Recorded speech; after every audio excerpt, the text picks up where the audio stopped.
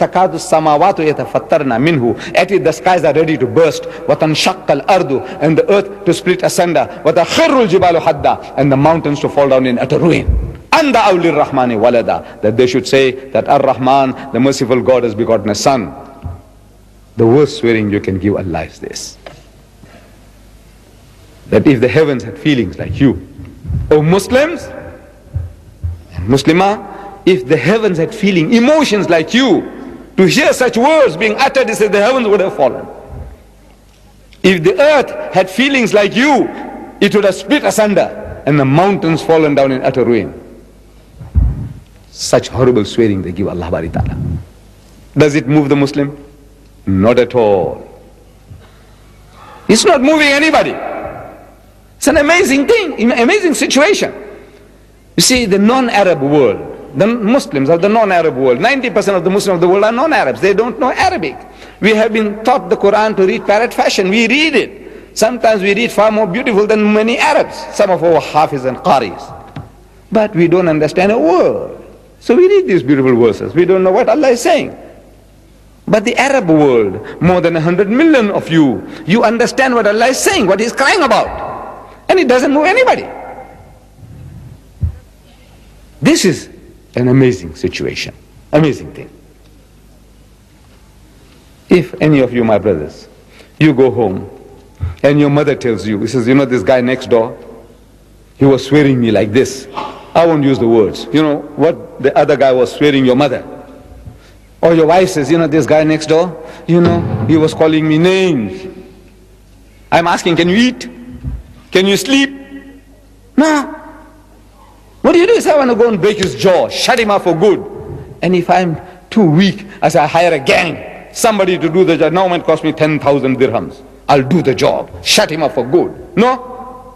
That's how much you feel for your mother, your sister, your wife, your daughter. And yet we say that we love Allah more than all these things. And yet when they swear Him, they abuse Him, what happens? Nothing, nothing, no reaction. You know why? The spirit is gone out of us. We are the living dead. The living dead. We are on the Siratul Mustaqim, but we are a dead people. We are dead on the right road. The outsider, the enemy, he is on the wrong road, but he's alive. He's alive on the wrong road. We are dead on the right road.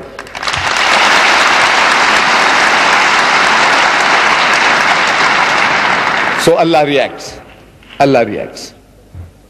The worst swearing you can give me is this: what are we to do? I said, talk to them, reason with them. I don't say go and break the jaws.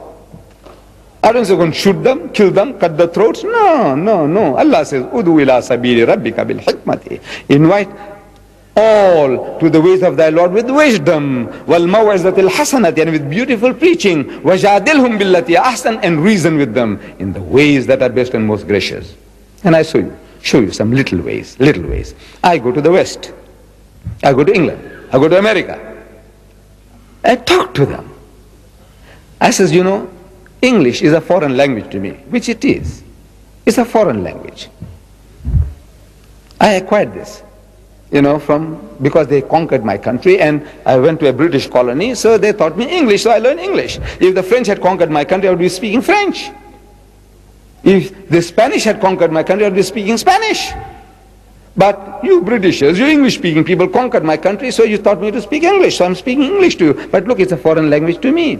I want you to help me with your language. You say in your catechism that Jesus is the only begotten Son.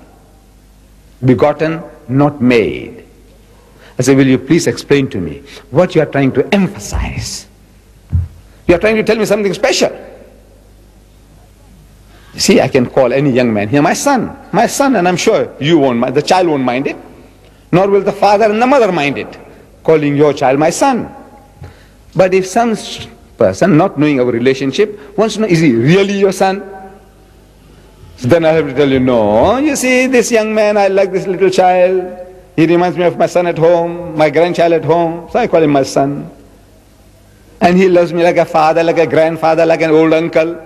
So he calls me uncle, or he calls me grandpa, whatever. That is a relationship. But instead, if I said, yes, he is my begotten son, you know what I'm saying? What I'm insinuating? Horrible. I'm insinuating that the child is illegitimate. He is not his father's son, he's mine. I'm responsible for his birth. The worst swearing I can give him is that, if you know the meaning. So I just want to know what you are trying to emphasize. That's all. What you're trying to tell me. Please explain. And wallah, I tell you, you won't come across an English-speaking person who will explain to you. There's no harder blow you can give him than to plead with him, please explain, what are you trying to tell me? What do you mean when you say begotten, not made? What are you trying to tell me? How did it come about? Tell me. The nearest, in all my experience, the nearest to an explanation came from an American. See, the American is very militant. Now he is. We must give him credit. He is a fighter. And a fighter is good material. He's the best material to deal with. Not diplomats, beating around the bush and cutting favor with you and patting you on the back. Hypocrites. No, no, no. Let's have a straightforward, a fight, an intellectual battle. And the American is good for that. He's a man. So an American, I had him, with some people as visitors to the masjid. I happen to be one of the guides to the largest mosque in the southern hemisphere in my town, in Durban. And while I was guiding him, this subject cropped up, and I asked him this question, because I was asking everybody, nobody answers it. I'm asking him, this American. I said, what do you mean? He says, when you say begotten, not made, will you please explain? He said, yes, it means sired by God. I said, what? He said, no, I don't mean that, but you asked me what it means, I'm telling you what it means.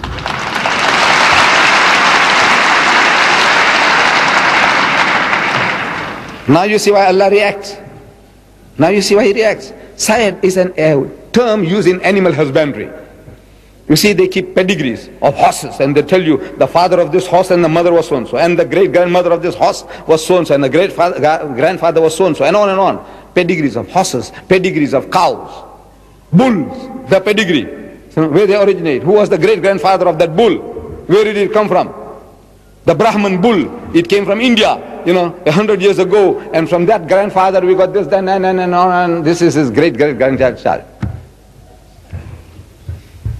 Pedigree. They use this term in animal husbandry. Sired. This cow was sired by a certain bull. That's what it means. This is actually what it means. Now, it is the Judaism. Now, that term, father, is not in the Quran. Beautiful word.